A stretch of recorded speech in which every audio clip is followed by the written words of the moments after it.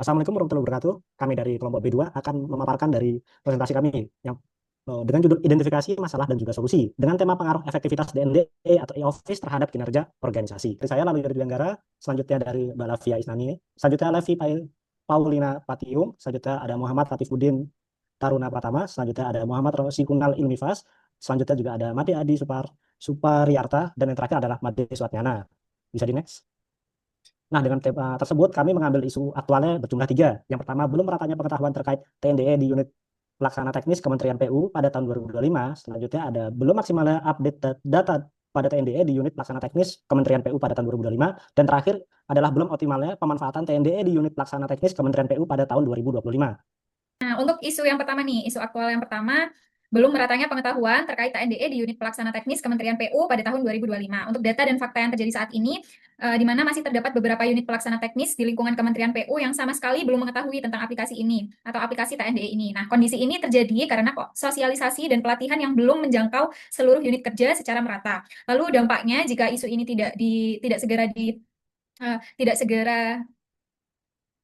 dampaknya adalah sebagian dampaknya pegawai di daerah masih menggunakan sistem manual berbasis kertas dan tidak memahami cara mengakses maupun mengoperasikan TNDE. Fakta ini menunjukkan bahwa implementasi digitalisasi tata naskah dinas masih menghadapi ketimpangan antara unit pusat dan daerah. Lalu kaitannya dengan konsep manajemen dan smart ASN, belum meratanya pengetahuan tentang TNDE mencerminkan kelemahan manajemen dalam pemerataan transformasi digital di unit kerja. Nah, jika diperspektifkan dari smart ASN, kondisi ini menunjukkan bahwa ASN belum sepenuhnya kompeten dan adaptif dalam memanfaatkan teknologi. Oke, selanjutnya ada isu aktual yang kedua. Nah, untuk isu aktual yang kedua ini ada belum maksimalnya update data TNDE di unit pelaksana teknis Kementerian PU tahun 2025. Di sini yang pertama ada data dan fakta. TNDE merupakan sistem persuratan dengan berbasis elektronik. Biasa digunakan untuk pengelolaan surat masuk, surat keluar, dan juga disposisi surat. TNDE di Kementerian PU terintegrasi langsung dengan eHRM. Ini memungkinkan data-data pengguna tepat sasaran dan sesuai dengan disposisi surat masing-masing. Namun dalam penerapannya terjadi beberapa permasalahan seperti belum terupdate data terbaru yang seharusnya sama dengan data di eHRM, akibatnya terjadi hambatan dalam pengiriman atau disposisi surat. Lalu selanjutnya ada dampak. Di sini dampak yang terjadi apabila belum terupdate-nya data antara lain adanya hambatan dalam disposisi surat, penumpukan surat yang belum terdisposisikan hingga mengganggu integritas data. Lalu di sini ada kaitan dengan konsep manajemen dan smart ASN.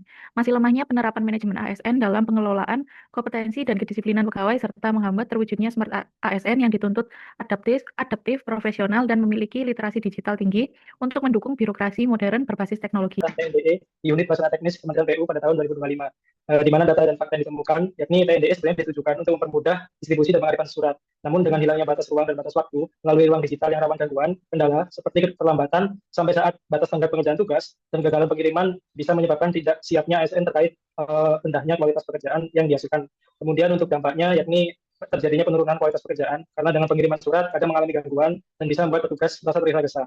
Kemudian pelayanan publik juga akan melambat karena hambatan perbuatan keputusan dengan eksposisi yang terlambat kirim atau baca. Kemudian kaitannya dengan konsep manajemen transport ASN, pemanfaatan teknologi informasi harusnya dibarengi dengan upaya peningkatan kemampuan ASN sehingga perencanaan dan manajemen risiko dapat diantisipasi dan disiapkan. Selanjutnya adalah mengenai penapisan isu. Penapisan isu di sini kita memakai teknik analisa USY, dari urgensi, seriusness, dan juga growth-nya dengan indikator sebagaimana berikut. Dari hasil penapisan isu yang sudah kami kumpulkan, isu dari 3 isu tersebut yang dipilih adalah tentang belum meratanya pengetahuan terkait TNDE di unit pelaksanaan teknis Kementerian PU pada tahun 2025 dengan skor 13 dari U-nya 4, S-nya 4, dan G-nya 5. Next.